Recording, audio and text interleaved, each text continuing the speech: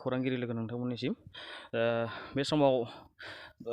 बर' माहारियारि फरायसा आफादनि जानानै गासैबो बर' रायजो राजाफोरखौ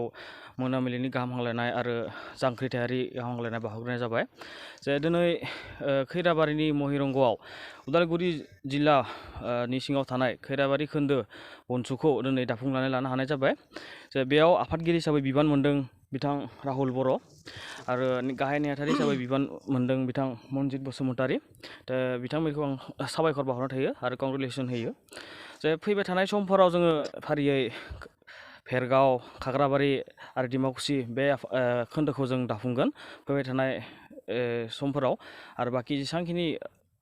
खोन्दो दङ बेखौबो जों फारियै दालांगासिनो आरो इयुनावबो जों जेसे थाब हायो एसेबांनो दागोन। ओमफ्राय दिनै महिरंग फावथिनासालियाव जिथु खोन्दो दाबाय बेवहाय खैराबारि ओनसोलनि मेलेमजिबि बिथांमोना जोंखौ बे हाबाफारिखौ जाफुंनायाव हेफाजाब होफैदों आरो फैबाय थानाय समफोरावबो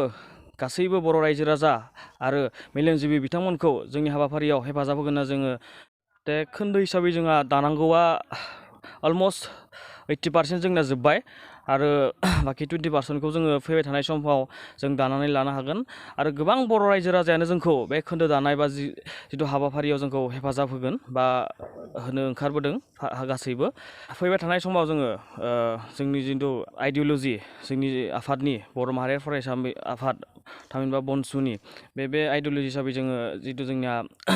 आलादा रायजो बड'लेण्ड सोरजिनायनि जिथु थांखि बेखौ लानानै जोङो डेम'क्रेटिक मोनसे गणतन्त्र भाबै जोङो आन्दलन खालामनो जोङो फैबाय थानाय समफोराव जोङो आन्दलन खालामगोन आरो बे हाबाफारिफोराव दुलाराय गासिबो बर' रायजो राजाफोरा हेफाजाब होगोन होननानै जोङो आसा खालामो आरो जोंखौ हेफाजाब खालामथों होननानै जोङो गुरै खावलायहरो।